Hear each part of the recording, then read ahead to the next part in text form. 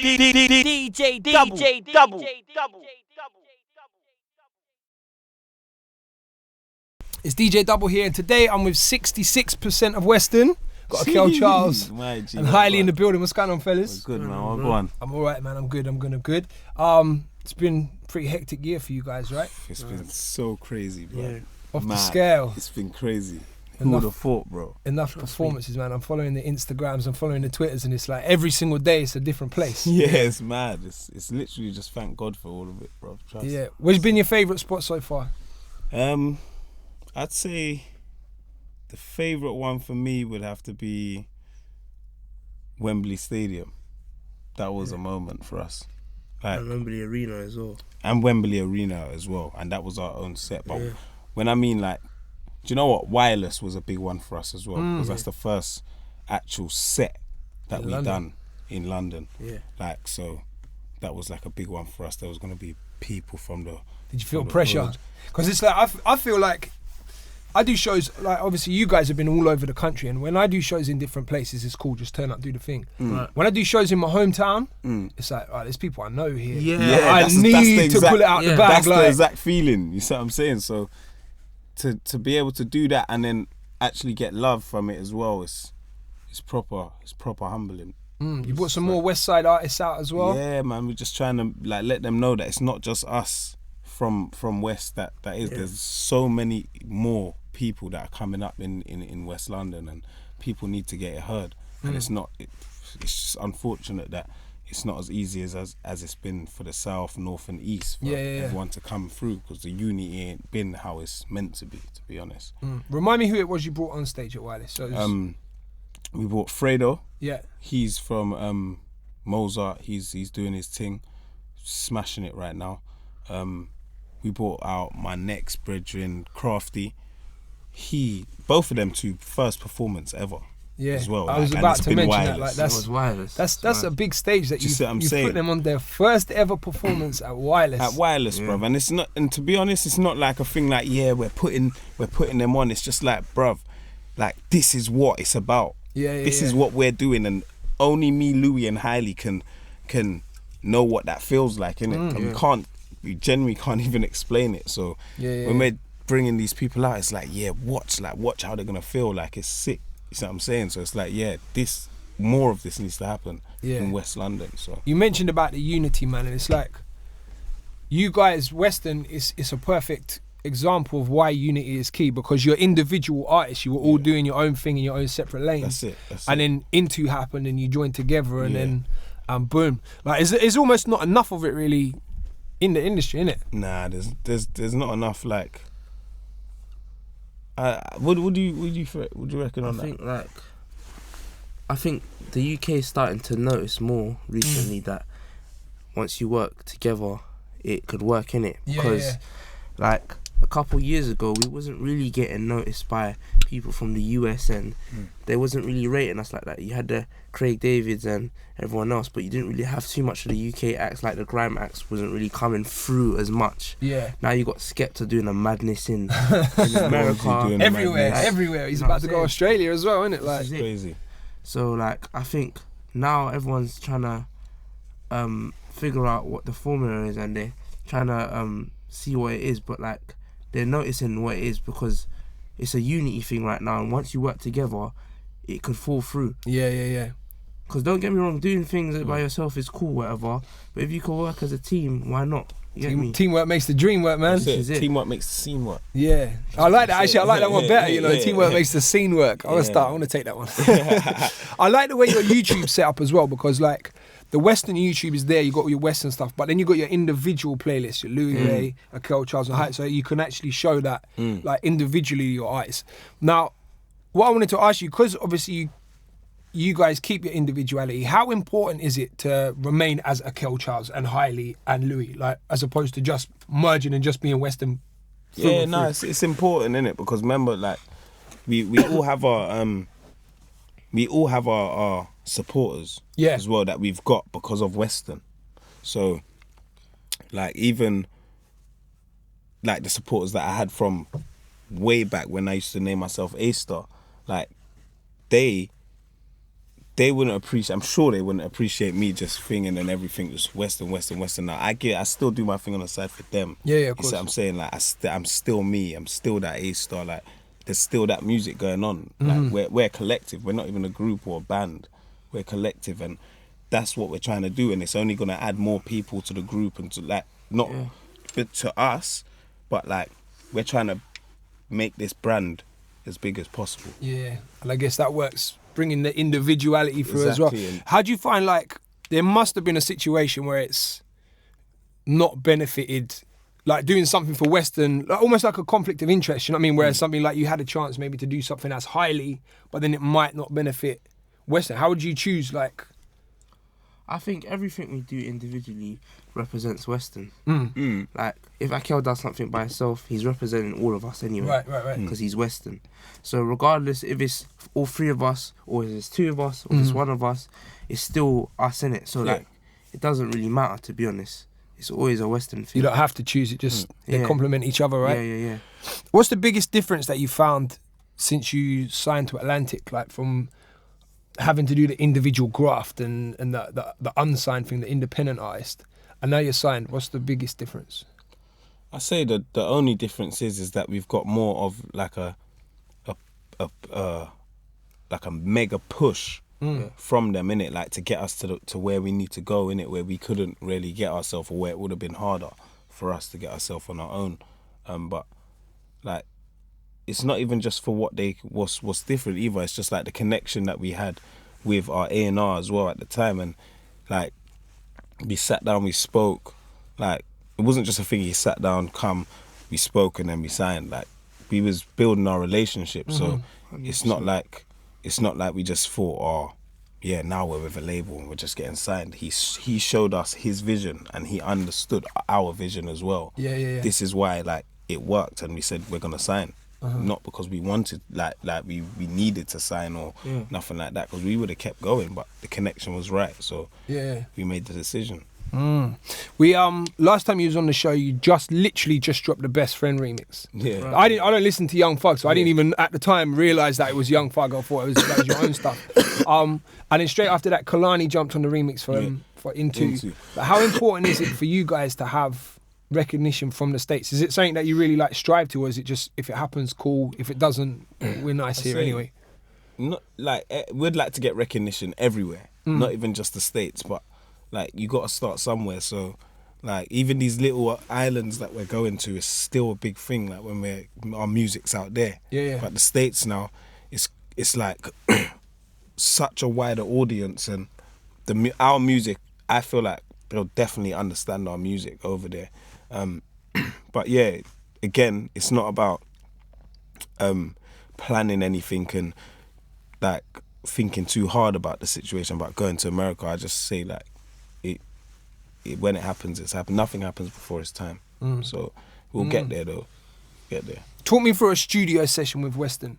Like the way I picture it, I picture like Haile. I reckon you're the one that just like, you'll just sneak off to the studio and just record bare stuff, and then be like, come to the studio, I've got something. Is that how it is? Like, no, it's like, you know what?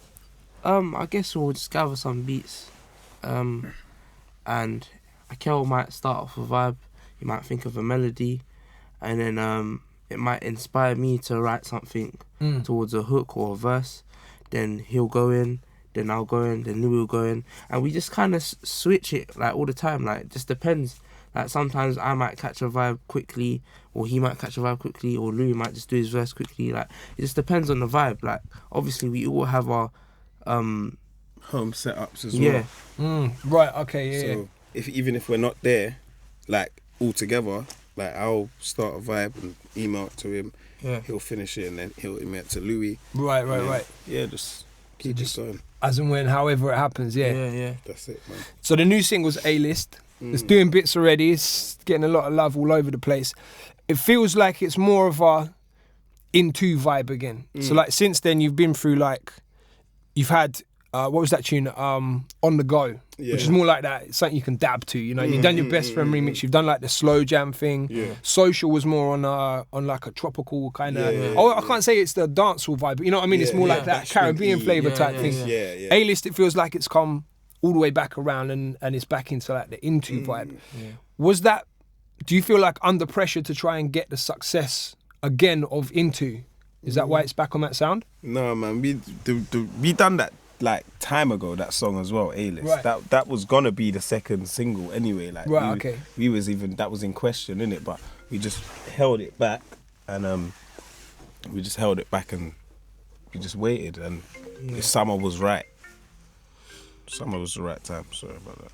So I don't think it's a pressure thing, because with In2 it wasn't ever pressure, it organically happened. Yeah, it just went viral and then obviously it created this formula. So I think now that we're just doing what we're doing, like it's not a thing where we're thinking, okay, let's make an In2 song like that sounds like In2, and then we're gonna make one that sounds like Best Friend. It's just like, obviously we all have our favourite kind of genres, so we're pretty versatile with what we do. Yeah. So it's not always gonna be something that's like In2. It's not always gonna be something that's like Best Friend. It's gonna be different all the time, innit? So we just literally go with what we feel at the time. No pressure. I like to hear that, because some people, especially when they sign so quickly, I mean, I know stuff behind the scenes was happening first, but it feels like In2 was a success, and it's like, right, boom, signed and everything. And it's like sometimes the artists are put under pressure by the label to, you have to deliver that next hit, you know? Right. I say, like, the difference was with us is that we didn't just come to the label with just In2. Yeah. Or I remember you saying last time you had a lot of music stacked up. We had a lot of music stacked up. So it's not like a thing where they signed us and then they have to try and make the hit together and develop the artist or whatnot. We knew what we was doing. We wanted to do what we wanted to do, and they understood it. And they'd heard the catalogue as well. They heard the catalogue as well. Yeah. Obviously, we knew people as well, which was always a good thing as well. Like Haile's older brother and my older brother in the industry already, so they knew that the music, we were not short on no music. So what's the most important thing you've learned, like in the last year, since it really all took off? I think you should just like literally just stay focused and stay in your lane, and like Akelle said, nothing happens before it's time, so just keep going, and you never know when your time's gonna be. Like, don't watch what other people's doing, just stay focused. Definitely stay in your lane as well, man, because once you get sidetracked and then you're off track. Yeah. So I'm saying you only get the opportunity once. Would you go back and change anything? Is there anything in the last year since you got signed, anything that you'd think, I would do that slightly differently? I think everything happens for a reason. Yeah, man, that's it. We're just gonna let nature take its course, man. Tell me the name of one song that you're excited for people to hear that's not out yet. Because I don't want to ask about who's produced this. I don't want to ask about, tell me a collaboration you got, because I know you can't say it. But tell me the name. I just want the name of one song where you're like, I can't wait for them to hear this. I cannot wait for you guys to hear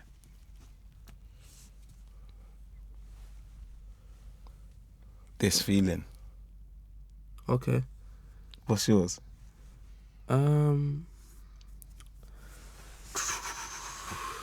What, from just that's coming out? Yeah.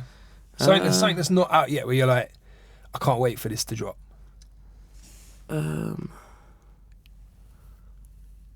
What's a song called Paradise? Paradise. Yeah. Oh. Yeah. Yeah, it's crazy when they hear that, it's mad. Yeah, man. I don't boast a lot or nothing, but this is the one little boast that I'm gonna do. When they hear any of them two tracks, so is it This Feeling and Paradise? Yeah, them two tracks. I'm gonna look out for them. What's the next single gonna be? Do you know? We don't really know. Like, just gonna go with the flow and see what the vibe is. If it feels right at the time, then could be any of them two. You never know. Could all be a next one called Baller Alert. Yeah. Baller Alert. I know you guys have got a catalogue, man. So it's like just dropping names after names. So you got a headline show coming up in November as well. Yeah, man. Yeah. Sick. Can't wait, man. I can't wait for them to hear the live music and us do A-List live as well. Yeah. That's the new single. So gonna be with a band. Yeah. Yeah. Proper. That's like A-List is the one, man. It's that time. When it sounds so sick. Yeah. On the let me just wait. Let them wait till they're there.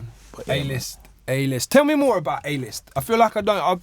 I want to know about how the song was born, like where it actually came from. So we was in the studio chilling. Again, it was just like another same vibe like In2, to be fair. We was just chilling in the studio. But this time it was with my older brother Angel and Haile's older brother Cass, chilling, and then they come up with the music for it. Is it Angel and Cass? Angel and Cass. Yeah, so they produced it. So we're vibing, and then Angel starts coming up with this sick hook, and then Cass starts coming up with putting in his little pieces, and then us two, we're just there, because when they work together, it is mad. Like, it's proper inspiring. So then we've come now, joined in, so we're just all working out the hook, and then Haile's done his verse, I've done my verse, Louis done his verse, wrapped it up, and by the end of that, when the label heard that tune, it was the one. It's just that same feeling, like, oh my God, this is it. Like, it was proper, and it was the right time as well, like summer, you know what I mean? So has it lived up to expectations? Like, has it done exactly what you wanted it to do? Yeah, it's doing really well, to be fair. Yeah, like I'm happy with how it's doing right now, and yeah, we're still out here pushing, man. I feel like it hasn't peaked, even though it's a summer jam. Like, I feel like as we're leaving summer now, it's still got a way to go, and it's still got time to grow. Yeah, definitely time to grow, but it will get there. Like I said, we'll see how it goes, but everything right for now, a reason. Everything's good right now. Everything's good, man. So is this everything that you're working towards, going towards like an album now? Yeah, the album's coming. Because I heard the album was meant to drop this year. Last year you said that. Yeah, end of this year. But yeah, it's probably going to be early next year. Depending on how things are going. Yeah, probably top of next year, never know. End of this year. Maybe another mixtape between now and then. Yeah. Maybe another 2. Maybe another 2. I like the sound of that. So other than the album, maybe 2017, what's the aspirations for you both? Just to take this, keep taking this further, man, and just get as far as possible. Yeah. And like share more music and do more shows and festivals, and just like. Can you get more shows than what you've already been doing? Yeah, man. Fit more shows in next year than you fitted in this year. It all depends on what you've got to show. Yeah. You know what I mean? So if you've got something to show, then. So you want a busier schedule next year than you had this year? Yeah, man. And this year was busy. I know. So I'm asking. Yeah, man. It's gonna be a good year, man. By the grace of God. Most definitely. Yeah, man. Sick. Well, fellas, thanks for the catch up. Wicked, bro. DJ Double here with Akelle and Haile. Big ups to Louis as well. He ain't around right now, but this is Western. Bam.